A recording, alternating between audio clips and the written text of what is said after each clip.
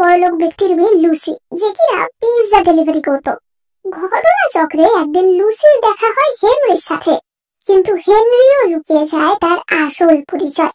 কি হবে তাদের সম্পর্কের পরিণতি, সেই নিয়ে ভীষণ মজার, রোমান্টিক, ইন্টারেস্টিং একটা চাইনিজ ড্রামা আজকে এক্সপ্লেন করব।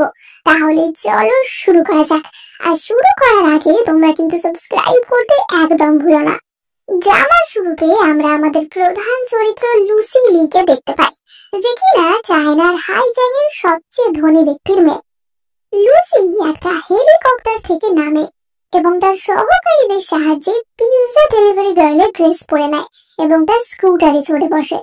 তখনই সেখানে লুসির বাবা মিস্টার এডওয়ার্ড লি হাজির হন এবং লুসি তো তার বাবাকে দেখে প্রচন্ড খুশি হয় এবং ছুটে গিয়ে তার বাবাকে জড়িয়ে ধরে। লুসি বলে, বাবা তুমি এখানে কি করছো? তার বাবা এডওয়ার্ড বলে যে লুসি অনেক হয়েছে, এবার বাড়ি ফিরে চলো। হাইজাং এর সবচেয়ে ধনী ব্যক্তির মেয়ে হয়ে তুমি পিৎজা ডেলিভারির কাজ করছো, এটা কি বাবা হয়ে আমি মেনে নিতে পারি?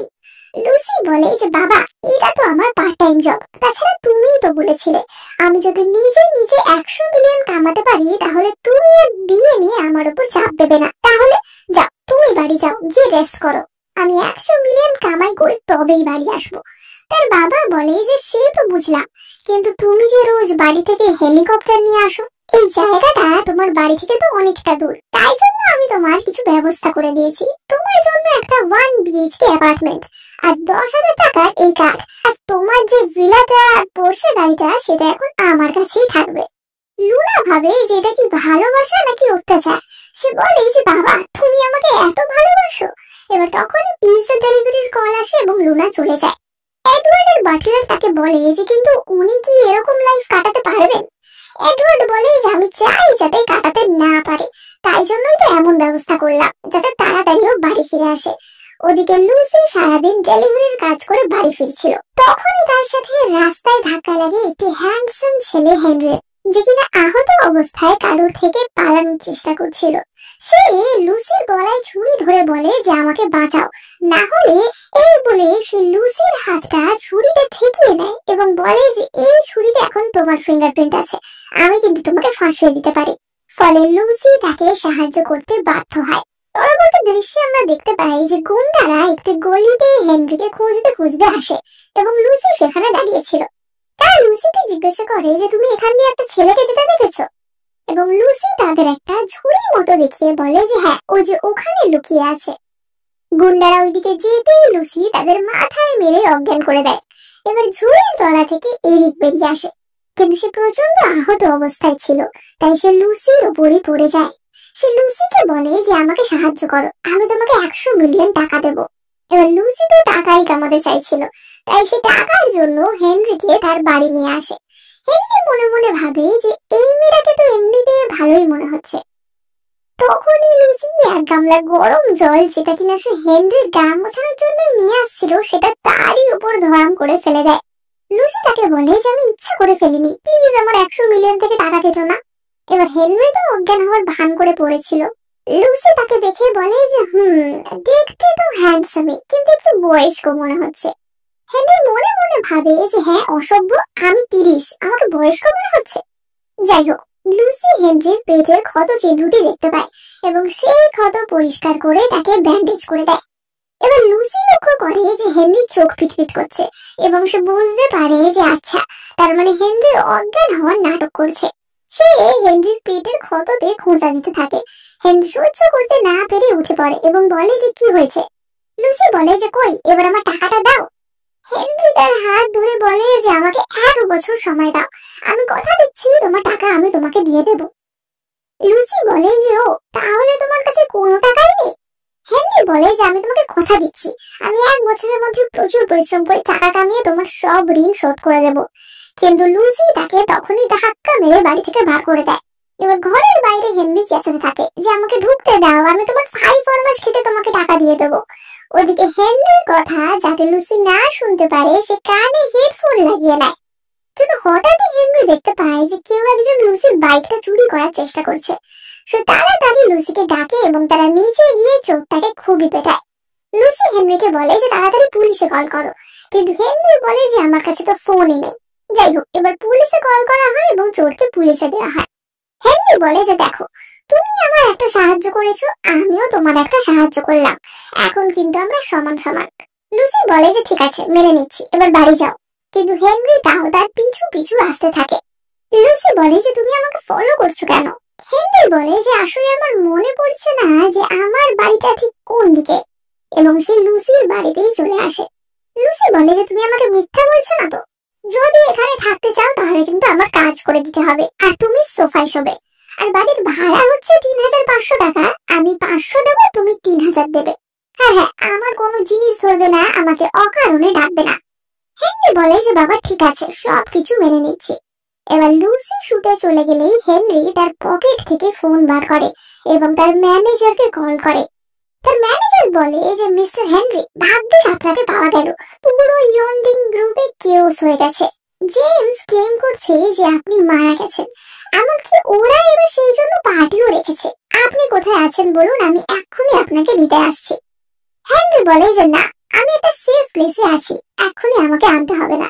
আর জেমসকে কিছুদিন মজা করতে দাও, ওরা কোথায় পার্টি রেখেছে সেই অ্যাড্রেসটা আমাকে দিও। আসলে হেনরি ছিল বিখ্যাত ইয়ন্ডিং গ্রুপের সিইও এবং জেমস ছিল তার সৎ ভাই, এবং এই জেমসরাই হেনরিকে মারার জন্য এই লোকদের লাগিয়েছিল।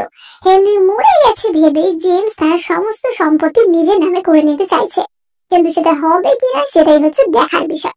এবার হেনরি তো ততক্ষণে প্রচন্ড খিদে পেয়ে যায় এবং সে ফ্রিজ খুলে দেখে যে শুধুমাত্র 2টো টমেটো পড়ে আছে। হেনরি ভাবে যে মেয়েটা সত্যিই খুব গরিব এবং সে ওই 2টো টমেটো দিয়ে নুডলস বানাতে শুরু করে। কিন্তু মাঝরাতে লুসি উঠে আসে এবং তার বানানো নুডলস লুসি অর্ধেক খেয়ে নেয়।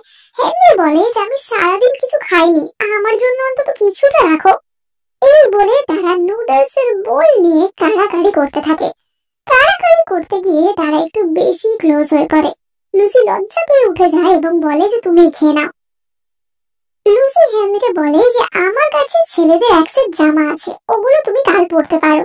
কাল থেকে আমি ইয়ন্ডিং কোম্পানিতে নতুন জব স্টার্ট করছি, তাই তাড়াতাড়ি শুয়ে পড়ি।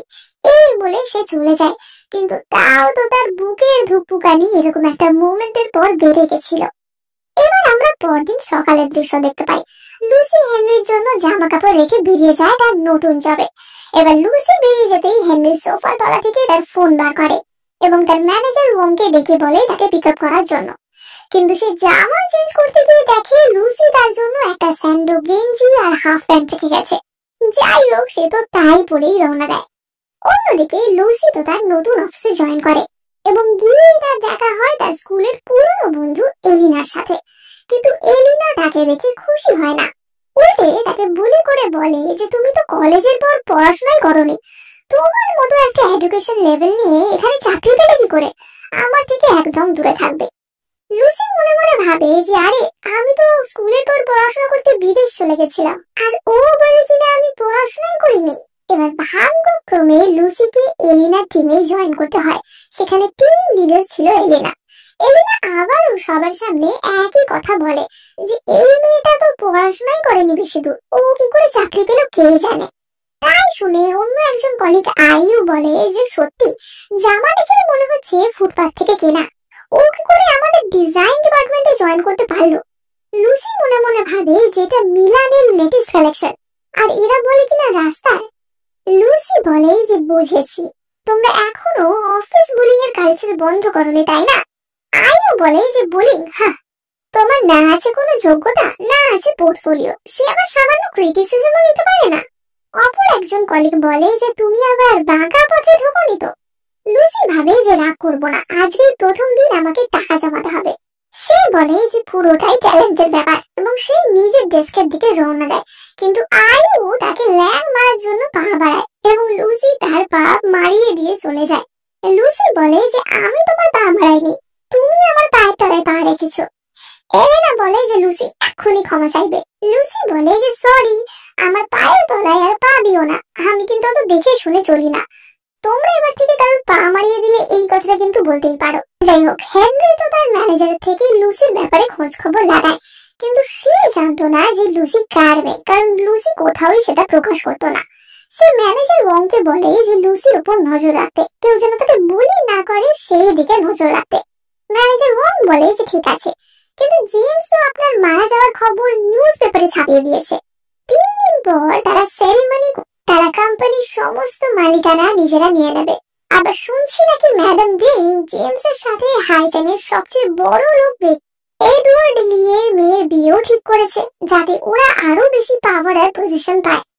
হেনরি বলে যে হাইজ্যানের সবচেয়ে ধনী ব্যক্তি এডওয়ার্ড লি কিনা জনসমক্ষে কখনো তার মেয়েকে আনেওনি। মনে হচ্ছে এবার সত্যি ওরা অনেক এফোর্ট দিয়েছে, কিন্তু এত সব খাটনি জলে যাবে কিনা সেটাই দেখার। এবার তখনই হেনরি সময় দেখে যে 6টা প্রায় বেজে গেছে, লুসি তো বাড়ি চলে আসবে, তাই সে তাড়াতাড়ি বাড়ির দিকে রওনা দেয়। অন্যদিকে আমরা লুসিকে দেখতে পাই যে কিনা তার বেস্ট ফ্রেন্ড মিয়াকে নিয়ে একটা ফোনের দোকানে এসেছিল হেনরির জন্য ফোন কিনতে, কারণ আগের দিন সে দেখেছিল হেনরির ফোন নেই।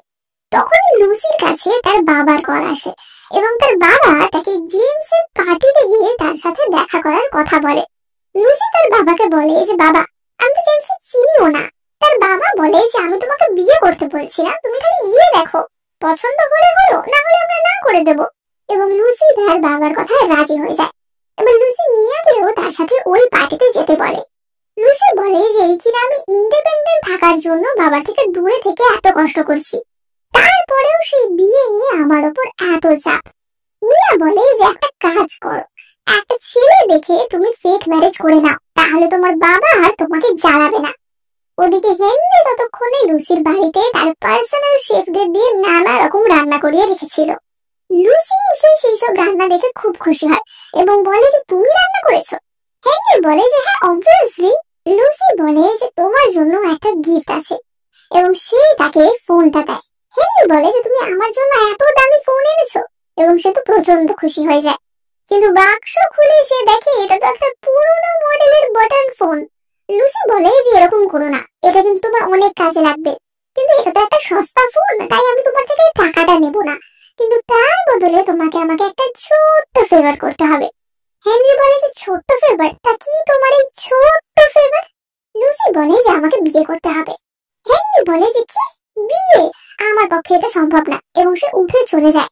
কিন্তু লুসি তার পিছন পিছন আসে এবং বলতে থাকে যারা সত্যি বিয়ে না নকল, দেখো আমি তোমার থাকা খাওয়ার দায়িত্ব নিয়েছি, এইটুকু তো তুমি করতেই পারো তাই না? কিন্তু তখনই তারা হোঁচট খেয়ে পড়ে যায় এবং হেনরিও লুসির ওপর পড়ে যায় ও তাদের কিস হয়ে যায়।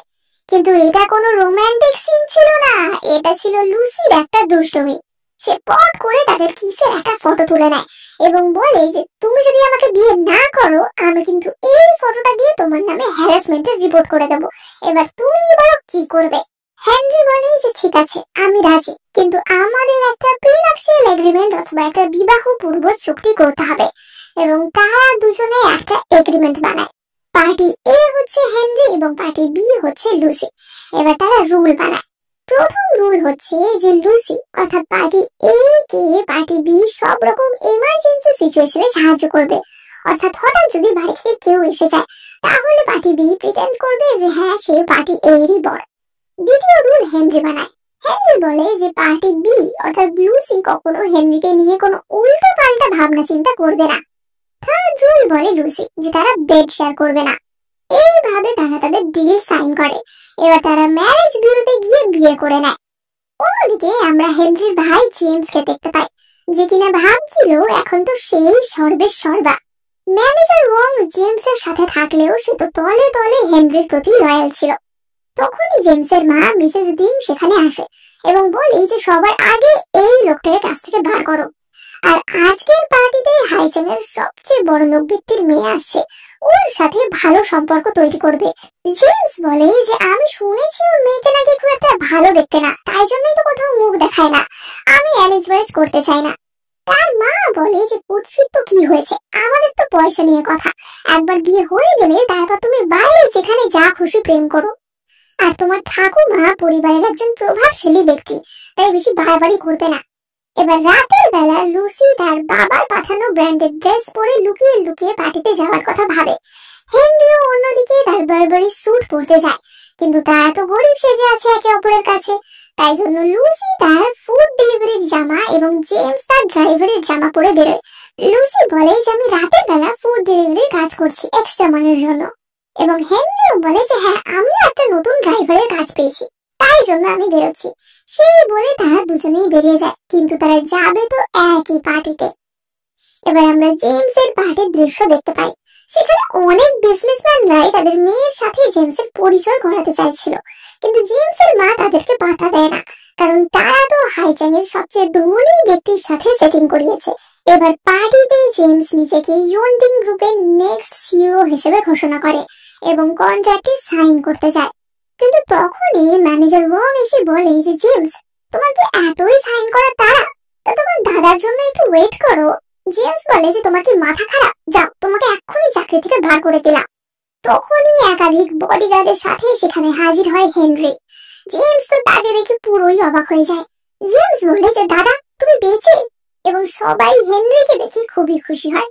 হেনরি বলে যে তা ভাই, আমি তো এবার এসে গেছি, এবার বলো তুমি কি করবে, কন্ট্রাক্টে সাইন করবে? জেমস বলে যে না না, কোম্পানি তো তোমারই, এবং হেনরি সেই কন্ট্রাক্ট পেপার সঙ্গে সঙ্গে ছিঁড়ে ফেলে দেয়। এবার তার কিছুক্ষণের মধ্যেই পার্টিতে আসে লুসি এবং মিয়া। লুসি দেখে যে জেমস তো অন্য মেয়েদের পটাতে ব্যস্ত। লুসি বলে যে এটাই ভালো, বাবাকে গিয়ে এটাই বলে দেবো।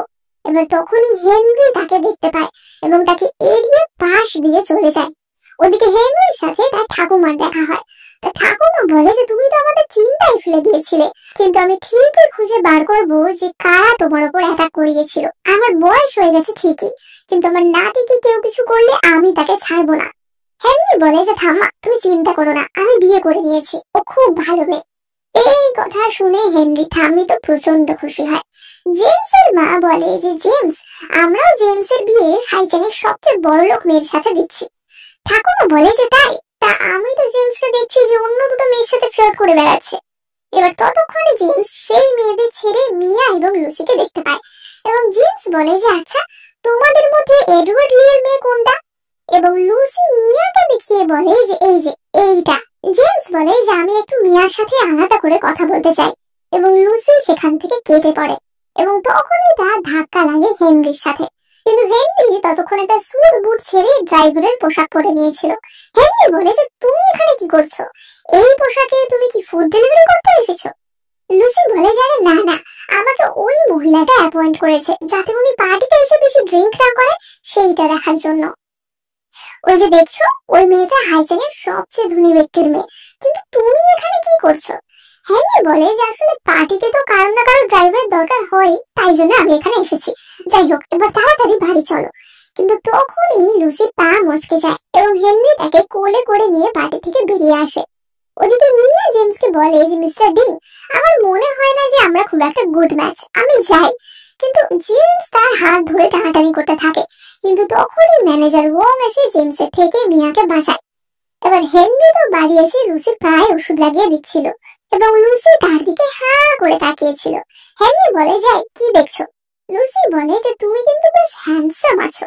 হেনরি বলে যে ও, তুমি কি আমার রূপ দেখে আমাকে বিয়ে করেছো নাকি? এবং তারা খুনসুটি করতে থাকে। কিন্তু তখনই লুসির বাবার কল আসে, এবং তার বাবা জেমসের সাথে কেমন আলাপ পরিচয় হলো সেটা জানতেই কল করেছিল। লুসি বলে যে বাবা, আমি বিয়ে করে ফেলেছি। তার বাবা তো অবাক হয়ে যায় যে হ্যাঁ, বিয়ে? মজা করছো নাকি? আমি কালই গিয়ে দেখবো যে তুমি কেমন বিয়ে করেছো। এবার তাদের অ্যাপার্টমেন্টের ফার্স্ট রুলই তো ছিল যে বাড়ির লোক এলে তাদের সামনে অ্যাক্টিং করতে হবে স্বামী স্ত্রীর। ফলে অবভিয়াসলি তারা সেটাতে রাজি হয়। এবার পরদিন লুসির বাবার আসার কথা ছিল। লুসি তো সকাল সকাল উঠে ঘর পরিষ্কার করতে লেগে যায়, কিন্তু তখনই তার অফিস থেকে কল আসে যে অফিস জয়েন করার 2 দিন হয়নি আর তার মধ্যেই তুমি লেট। জেমস বলে যে তুমি তাড়াতাড়ি চলে যাও, তোমার বাবা এলে আমি তোমাকে জানাবো। এবার লুসি বেরোতে না বেরোতেই হেনরি ম্যানেজার ওয়ংকে কল করে এবং বিজনেসের কাজের জন্য বেরিয়ে যায়। সে ওয়ংকে বলে যে লুসির খেয়াল রাখবে, ও কিন্তু এখন থেকে আমার স্ত্রী। ম্যানেজার ওয়ং তো এই কথা শুনে বেশ অবাক হয়ে যায়, কিন্তু বেশ খুশিও হয়। অন্যদিকে লুসি অফিস যেতেই তার ডিজাইনগুলি এলেনা তার মুখে ছুঁড়ে মারে। লুসি বলে যে তোমার সাহস হয় কি করে আমার কাজগুলো এইভাবে অসম্মান করার? এলেনা বলে যে তুমি আগে ঘড়িটা দেখো, তোমার উচিত এবার বাড়ি চলে যাওয়া। লুসি বলে যে বাহ, আমার ব্যাপারে তোমার দেখছি খুব আগ্রহ, আমি একদম অভিভূত, কিন্তু এগুলো আমার ডিজাইনের ফার্স্ট স্টেপ, ফাইনাল নয়, তাই জন্য এরকম করার কিছু হয়নি। এবার এলেনা মনে মনে ভাবে যে লুসির ডিজাইনগুলো তো অ্যাকচুয়ালি বেশ ভালোই, কিন্তু সে মুখে বলে যে ফার্স্ট হোক কি লাস্ট, এই ডিজাইন দিয়ে কোনো কাজই চলবে না। লুসি বলে যে চলবে কি চলবে না সেটা হাই জাম্প জুয়েলারি কম্পিটিশনের পরই বোঝা যাবে। তখনই তাদের এক কলিগ বলে যে আমাদের আইও আগের বার থার্ড হয়েছিল, তুমি কি ভাবছো তুমি পেরে যাবে? লুসি বলে যে তুমি থার্ড হয়েছিলে, অ্যাটিটিউডটা এমন দিচ্ছ যেন ফার্স্ট হয়েছিলে। এবার কলিগদের কথা থেকেই আমরা জানতে পারি যে এই কম্পিটিশনে পরপর 3 বছর কোল্ড হার্ট নামে একজন অজ্ঞাত পরিচয় ব্যক্তি ফার্স্ট হয়ে এসেছে। এবং লুসির কলিগরা এই অজ্ঞাত পরিচয় কোল্ড হার্টের ডিজাইনগুলোর খুবই প্রশংসা করছিল। লুসি বলে যে এসব বাজে না বকে তোমরা তোমাদের কাজে মন দাও। এবার তখনই তাদের সুপারভাইজার সেখানে আসে এবং বলে যে এটা অফিস, কোনো মাছের বাজার না, সবাই মন দিয়ে কাজ করো। আসলে সুপারভাইজারকে ম্যানেজার ওং বলে দিয়েছিল যে তোমাদের গ্রুপে আমাদের মালিকের স্ত্রী আছে, তার খেয়াল রাখবে, তার নাম হচ্ছে লি। এবার লুসিরও সারনেম লি, আবার এলেনারও সারনেম লি, তাই সুপারভাইজার বুঝতে পারে না কোন লি আসলে মালিকের স্ত্রী। অন্যদিকে আমরা হেনরিকে দেখতে পাই, তার পিছনে যারা জেমসের সঙ্গ দিতে রাজি হয়েছিল হেনরি তাদের ধরে ধরে সাহায্য করে এবং তার সমস্ত শেয়ার কিনে তাকে গ্রুপ থেকে তাড়িয়ে দেয়। তখনই হেনরির কাছে লুসির কল আসে এবং লুসি তার বাবা এসেছে কিনা সেই ব্যাপারে কথা বলছিল। ফোন রাখার সময় লুসি বলে যে বাই বাই হানি, কিন্তু সেই কথাটা এলেনা শুনে নেয় এবং এলেনা ভাবে যে আচ্ছা তুমি বিবাহিত, তাহলে দাঁড়াও তোমাকে মজা দেখাচ্ছি। তবে লাঞ্চের সময় লুসি মিয়াকে মেসেজ করে যে তারা একসাথে লাঞ্চ করবে এবং সে তার জন্যই বেরোচ্ছিল। তখনই এলেনা তাকে বলে যে কাজ ছেড়ে কোথায় যাচ্ছ? লুসি বলে যে আমি যতদূর লাঞ্চ টাইম 1 ঘন্টা, তো আমি যেখানে খুশি যাই না কেন তাতে তোমার কি? এই কথা শুনে আয়ু বলে যে এলেনা ও তো টিনেজার হিসেবে তোমাকে কোনো পাত্তাই দেয় না। এলেনার রাগ তো আরো বাড়তে থাকে। এবার আমরা মিয়াকে দেখতে পাই যে কিনা একটা লেটেস্ট মডেলের দামি গাড়ি নিয়ে এসেছিল এবং সে বলে যে এটা নাকি জেমস তাকে উপহার স্বরূপ দিয়েছে, কারণ অবভিয়াসলি জেমস তো ভাবছিল যে মিয়াই হচ্ছে সবচেয়ে ধনী ব্যক্তির মেয়ে এবং জেমস মিয়াকে পটানোর জন্য একটা দামি গাড়ি দিয়েছিল। এবার হেনরি তখনই অফিস থেকে বেরোচ্ছিল এবং লুসি তাকে দেখে ফেলে। লুসি বলে যে তুমি এখানে কি করছো? এবং হেনরি তখন বলে যে আসলে আমি ইয়ন্ডিং গ্রুপের ড্রাইভারের চাকরি পেয়েছি। লুসি মিয়াকে বলে যে দেখো এইটা আমার হাজবেন্ড, কি হ্যান্ডসাম না? এবং মিয়া বলে যে হ্যাঁ। তারা 3জন একসাথে লাঞ্চ করতে গেছিল। হঠাৎ লুসি লক্ষ্য করে যে হেনরি যে স্যুটটা পরে আছে সেটা একটা ব্র্যান্ডেড দামি স্যুট। সে বলে যে তুমি এই স্যুটটা কোথায় পেলে? আমি তো তোমাকে এরকম কিছু কিনে দিইনি। এবং হেনরি বলে যে আসলে এটা আমার বস আমাকে দিয়েছে। সেই দিনের মতো সে তো বেঁচে যায়। এবার লাঞ্চ ব্রেক সেরে লুসি অফিসে ফিরে আসে এবং তাদের সুপারভাইজার সবাইকে নিয়ে একটা মিটিং ডাকে এবং বলে যে high jump design competition next উইকে, এবার যেন আমাদের কোম্পানি থেকে উইনার হয়। আয়ু বলে যে কিন্তু গত 3বার তো এই মিস্ট্রি কোল্ড হার্ট নামে কেউ একজন জিতেছিল। এলেনা বলে যে বস আমি শিওর এই বছর আমি জিতবো, অন্য কাউকে জিততে দেব না। আয়ু বলে যে হ্যাঁ, পারলে একমাত্র এলেনাই পারবে। সুপারভাইজার বলে যে কে জিতলো সেটা কথা না, উইনারটা যেন আমাদের কোম্পানি থেকেই আসে, আর উইনারের প্রাইজ মানে কিন্তু 1 মিলিয়ন। এবার লুসি টাকার কথা শুনে বেশ খুশি হয় এবং সে বলে যে বস আমি আপনাকে নিরাশ করব না। সুপারভাইজার ভাবে যে লুসিকে দেখে মনে হচ্ছে ও তো খুবই গরিব, টাকার কথা শুনে এত খুশি হচ্ছে, কিন্তু এলেনাকে তার চেয়ে বেশি ক্লাসি মনে হচ্ছে। নিশ্চয়ই এলেনাই সিইওর স্ত্রী। এবার লুসি বাড়ি ফিরে আসে কাজ ছেড়ে এবং সে এসে দেখে হেনরি তো ঘর এলোমেলো, লাইট ফাইট সব জ্বালানো অবস্থাতেই বেরিয়ে গেছে এবং তখনই তার বাবা সেখানে চলে আসে। তার বাবা এসে দেখে যে সোফাতে বিছানা। তার বাবা বলে যে ও বিয়ে হয়ে গেছে, তাও তোমরা আলাদা শো, নিশ্চয়ই এটা ফেক ম্যারেজ তাই না? লুসি বলে যে না না, আসলে কম্বলটা ধুয়েছিলাম তো তাই এখানে রাখা, গোটাতে ভুলে গেছি। তার বাবা টেবিলে হেনরি এবং তার ফটোটা দেখতে পায় এবং দেখে ভাবে যে ছেলেটাকে একটু চেনা চেনা লাগছে কেন। এবার তখনই সেখানে হেনরি আসে এবং সে শ্বশুর মশাইকে চা সার্ভ করে। হেনরি বলে যে বাবা, এডওয়ার্ড বলে যে আমাকে বাবা বলবে না, আমি কি তোমাকে সেই পারমিশন দিয়েছি? তাছাড়া তোমাদের বিয়ে তো আমার মত নিয়ে হয়নি, আর তোমরা বিয়ের পরও আলাদা শুচ্ছো, ফেক ম্যারেজ। হ্যাঁ, আমাকে বোকা ভেবেছো? হেনরি তখনই লুসিকে লিপ কিস করে দেয় এবং বলে যে বাবা আপনি আমাদের ভুল বুঝবেন না, আমরা সত্যিই বিবাহিত। এবং হেনরি তাদের বিয়ের প্রমাণপত্রটাও দেখায়। হেনরি বলে যে বাবা আসলে আমাদের ঝগড়া হয়েছিল তো তাই আমি সোফায় শুয়েছিলাম। তার বাবার তো প্রমাণপত্র দেখি মাথা খারাপ হয়ে গেছিল, কিন্তু এডওয়ার্ড মনে মনে ভাবে আমার মেয়ে ছোটবেলা থেকে খুব চালাক, এমনও তো হতে পারে সবটাই নকল। এডওয়ার্ড বলে যে তোমাদের কোথায় দেখা হয়েছিল? দুজনে কিন্তু একসাথে উত্তর দেবে এবং দুজনেই বলে ওঠে যে লুসি যখন ফুড ডেলিভারি দিতে যাচ্ছিল তখন, কারণ এটা তো সত্যিই ছিল। এডওয়ার্ড বলে যে আমি কি গাধা, মেয়েকে ফুড ডেলিভারি দিতে পাঠিয়ে মেয়ে এখন অন্য কারোর বাচ্চা ডেলিভারি দেবে। এডওয়ার্ড হেনরিকে জিজ্ঞাসা করে, বলো তো আমার মেয়ে কি কি খেতে পছন্দ করে না, আর কি কি খেতে পছন্দ করে? এবং হেনরি সব গড়গড় করে বলে দেয়, কারণ লুসি আগে থেকেই হেনরিকে সবকিছু মুখস্থ করিয়ে রেখেছিল। এবার আলটিমেটলি এডওয়ার্ড বলে যে ঠিক আছে, আজ রাতে তাহলে আমি এখানেই থাকবো। কারণ এডওয়ার্ড মনে মনে ভাবছিল যে ফেক ম্যারেজ হলে ওরা নিশ্চয়ই রাতে একসাথে শোবে না, তখনই ফাঁস হয়ে যাবে আসল রহস্যটা কি। এডওয়ার্ড বলে যে আমি সোফাতেই শুয়ে পড়ছি। হেনরি তার শ্বশুরের জন্য আবার সোফাতে নরম করে বিছানাও করে দেয়। ওদিকে হেনরি তো লুসি বিছানায় উঠে বসেছিল। লুসি বলে যে তুমি নিচে নামো, নিচে শো। হেনরি বলে যে না, সব ব্ল্যাঙ্কেট বাবাকেই দিয়ে দিলাম, আমি মাটিতে কেন শোবো, আমি এখানেই শুয়ে পড়ি। তখনই হেনরি খেয়াল করে এডওয়ার্ড দরজার বাইরে এসে কান পেতেছে। নিচ দিয়ে তার ছায়াটা দেখা যায় এবং তারা খাটে লাফাতে শুরু করে দেয়।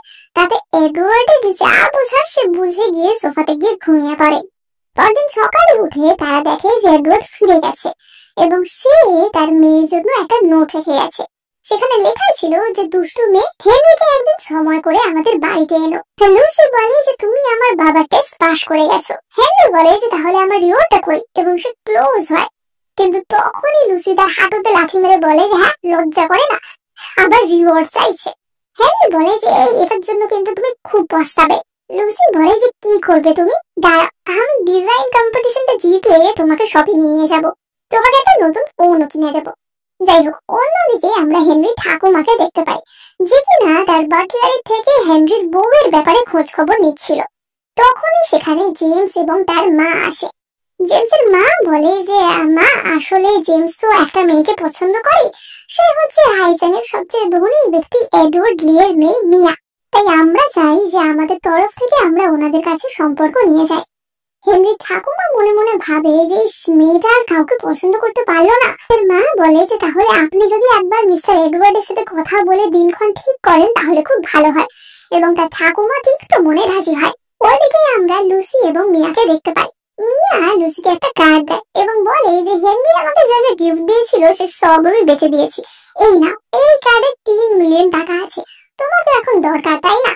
এবং এইখানে তাদের কথাবার্তা থেকে আমরা জানতে পারি যে 3 বছর ধরে কোল্ড হার্ট নামে যে অজ্ঞাত পরিচয় ব্যক্তিটি কম্পিটিশন জিতছে সেটা আসলে লুসি। আসলে তারাই এরকম একটা ক্রিঞ্জ নাম রেখে কম্পিটিশনে এন্টার হয়েছিল। এবার লুসি তো অফিসে চলে আসে এবং আবারও সে হেনরিকে দেখতে পায় ম্যানেজার রোনের সাথে। লুসিকে দেখে হেনরি রোনের ড্রাইভারের অভিনয় শুরু করে দেয়। অন্যদিকে লুসির সুপারভাইজার তো ভাবছিল এলেনাই মালিকের বউ, তাই সুপারভাইজার তাকে বেশি ভালোভাবে ট্রিট করছিল। এলেনা এসেই বলে যে লুসি, তাড়াতাড়ি সবার জন্য কফি নিয়ে আসো। লুসি বলে যে অন্য কাউকে যেতে বলো, দেখছো না আমি কাজ করছি। এবার অন্য সবাই কিন্তু কোনো কাজই করছিল না, ফোন ঘাটছিল। কিন্তু এলেনা বলে যে সবাই কাজ করছে, তুমিই যাও। তখনই সুপারভাইজার আসে এবং লুসিকে বলে তোমাকে বলা হচ্ছে তো যাও না। ফলে লুসি বাধ্য হয় সবার জন্য কফি নিয়ে আসতে। লুসি এসেই বলে যে 600 টাকা হয়েছে, সবাই কিন্তু সবার নিজের ভাগটা দিয়ে দেবে। এলেনা বলে যে তোমার লজ্জা করে না, আমার থেকে টাকা চাইছো? কলিগরাও বলে ওঠে যে এত কিপটে, পরের বার না হয় আমরাই খাইয়ে দেবো। এলেনা বলে যে আমরা সবাই কলিগ, এরকম ছোট লোকামি করো না। লুসি সবার ড্রিঙ্ক কিনে নেয় এবং বলে যে আগে টাকা দেবে তারপর কফি পাবে। সুপারভাইজার বলে তুমি এরকম করলে কোম্পানিতে টিকবে কি করে? তুমি জানো এটা কে?